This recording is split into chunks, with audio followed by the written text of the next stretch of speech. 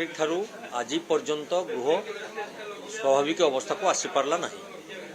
कारण सरकार निजर विफलता को घंट घोड़ेवा को जाई इच्छा थिले मध्य से ताको बाहर प्रकाश करि पारुनांती। से जानि पारुचंती लोक माने ताको विरोध करूचंती, लोक माने हसुचंती, लोक माने दुख मध्य प्रकाश करूचंती सरकार कार्यक्रम रे, किंतु सरकार ताको एपर्यंत ग्रहण करने को प्रस्तुत नुहंती। काले तांकर कला कारनामा पर्दाफाश।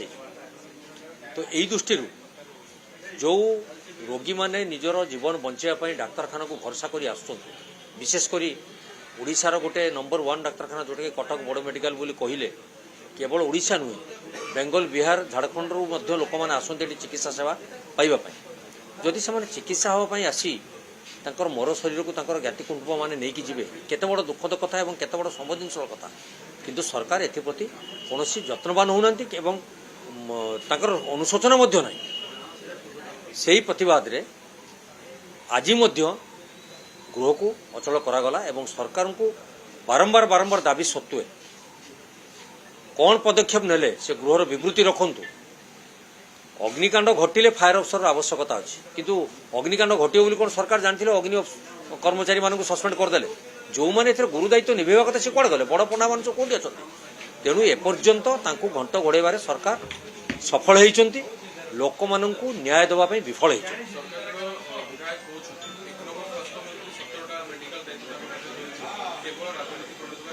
देखु राजनैतिकरण आम कर से लोक कहते आपड़ 17टा मेडिकल कॉलेज करदे हम नहीं। मेडिकल कॉलेज करेंगे भित्तिभूमि थी कंट्राक्टर चलीजे, किंतु सेठी रोगी मानकर सेवा विपर्यस्त थी, कारण डाक्तर थे कर्मचारी थे इक्विपमेंट्स थी।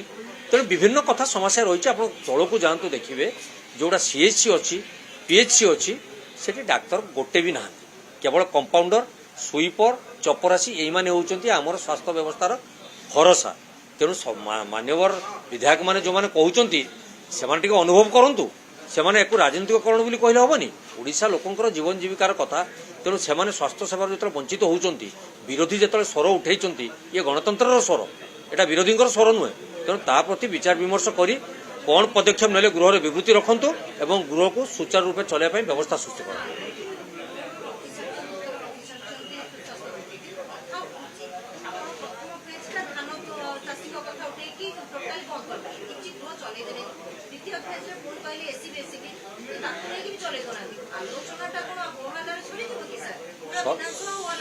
सरकार इच्छा शक्तिर अभाव मुझे कहीदे।